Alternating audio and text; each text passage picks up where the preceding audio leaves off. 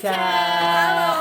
Gimana kabarnya hari ini? Puji Tuhan, baik. Puji Tuhan. Nah, teman-teman, sebelum kita memulai sharing kita hari ini, kita berdoa dulu ya. Yuk teman-teman, kita akan sama-sama berdoa. Terima kasih Tuhan Yesus buat kebaikan Tuhan dalam kehidupan kami.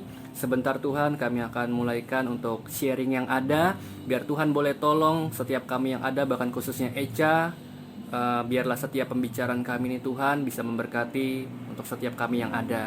Terima kasih Bapa di surga, kami berdoa hanya di dalam nama Tuhan Yesus Kristus. Haleluya. Amin. Amin. Oke, Eca, gimana nih aktivitasnya selama new normal ini? Apakah ada perubahan setelah melewati PSBB yang cukup lama itu yang kemarin? Mungkin karena udah new normal nih, udah perusahaan udah buka, aktivitas juga udah jalan seperti biasanya. Jadi perusahaan Eca sendiri juga udah mulai buka, dan otomatis Eca sendiri juga udah mulai kerja. Oh berarti udah langsung masuk ke kantor ya Ca ya? Iya, bukan udah work from nggak home WFH lagi lagi. ya. Oh gitu. Oh ya Ca, dengar nih Ca, katanya Eca lagi kerja kemudian juga sambil kuliah ya Ca ya? Iya benar, Kuliah di mana Ca? di Ukrida. Oh di Ukrida. Wow keren tuh ya. Oke Ca, kenapa sih Eca lebih memilih untuk kuliah sambil kerja Ca? Atau kerja sambil kuliah lah ya? Kalau dibilang suruh milih buat kuliah sambil kerja, pasti mikirnya dari SMK. Karena Eca udah masuk di sekolah yang ngajarin untuk dunia pekerjaan. Jadi mungkin mindsetnya itu udah mau langsung kerja. Secara nggak langsung kayak pengen cepet-cepet dapat uang gitu. Karena kan kita PKL juga dapat uang gitu. Karena kayak udah biasa gak sih megang uang sendiri gitu. Berarti kalau misalnya udah gajian bisa dong nanti traktir Aduh, kita bisa ya. tuh. Bisa. Nanti kalau misalnya offline. Oke, kalau offline ya.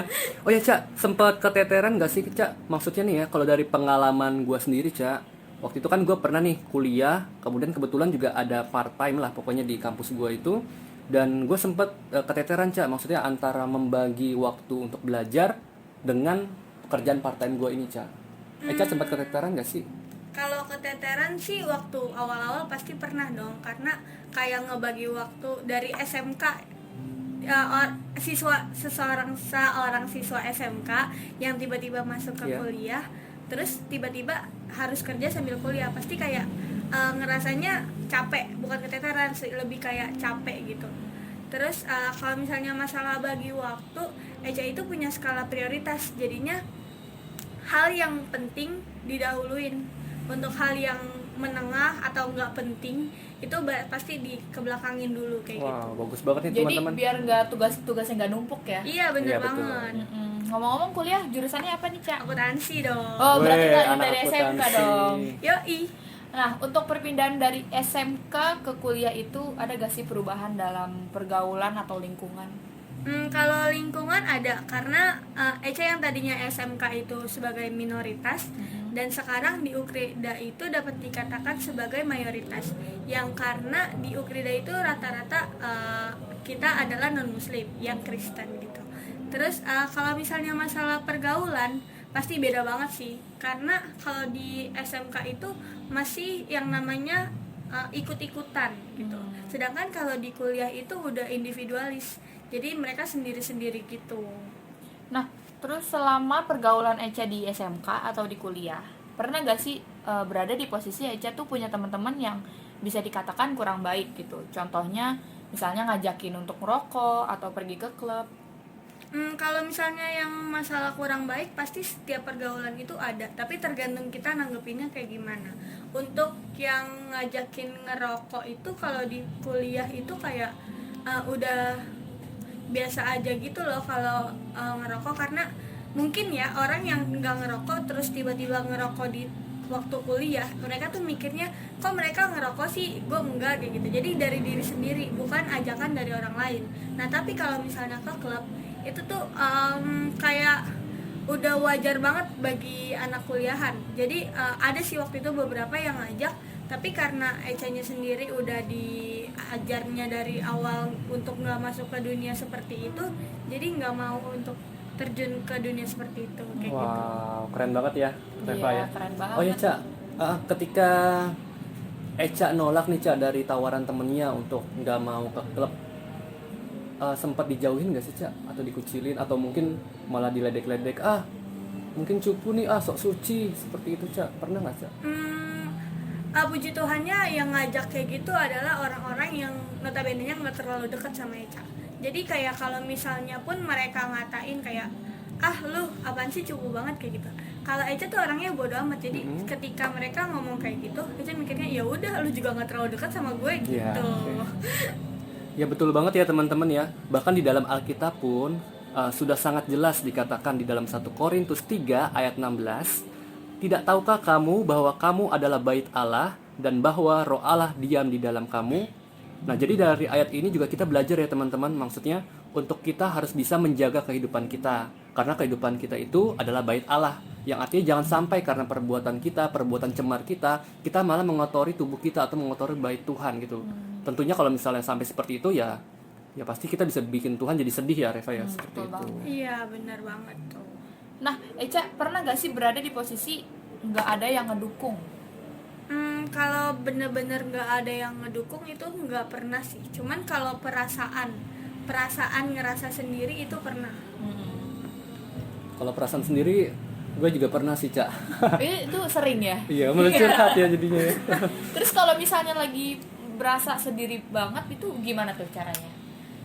Biasanya kalau misalnya ngerasa sendiri itu satu-satunya yang dipikirin adalah Tuhan sih. Kayak kangen momen-momen sama Tuhan. Kadang iya gak sih kalau misalnya kita kayak lagi sama teman-teman, kita tuh kadang lupa Tuhan, bener gak sih? Betul. Terus ya. di saat kita sendiri malah kita kayak nginget Tuhan gitu. Betul banget tuh teman-teman, kita harus ingat selalu sama Tuhan di setiap kondisi kita. Seperti juga yang Tuhan katakan di dalam Mazmur 46 ayat 2, Allah itu bagi kita tempat perlindungan dan kekuatan. Amin. Jadi kita nggak perlu khawatir, kita nggak pernah sendiri dalam setiap kondisi kita tuh selalu ada Tuhan. Nah terakhir nih Cak, ada pesan untuk anak-anak remaja yang sekarang ini? Kalau misalnya pesan untuk remaja di masa new normal ini, masukkan aja sih untuk kalau misalnya nggak penting-penting banget itu jangan keluar dulu, karena di saat kalian nggak keluar rumah untuk hal yang nggak penting kayak nongkrong, buat jalan-jalan, apalagi ke mall kayak cuma numpang makan atau Iya, numpang betul. ngadem kayak gitu, itu tuh sebenarnya di saat kalian nggak keluar itu tuh bukan nyelamatin diri kalian sendiri, tapi nyelamatin seisi rumah kalian kayak gitu. Oh iya, Cak, nanya satu lagi dong, Cak. Boleh nggak, Cak? Boleh, Iya. bayar ya tapi. Iya. Nggak nanya deh, diganti deh.